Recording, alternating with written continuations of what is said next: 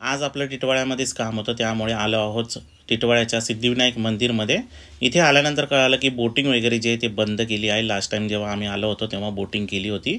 मग आम्ही हातपाय धुवून वगैरे जे आहे आतमध्ये निघालो। नमस्कार मित्रांनो, मी आहे गुरु आणि करूया व्हिडिओला सुरू। जेव्हा लास्ट टाइम आलो होतो तेव्हा इथे खूप गर्दी होती।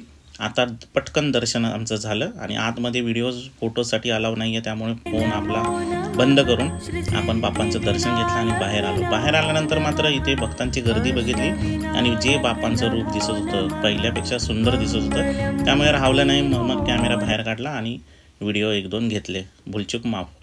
मग बाहेर आलो।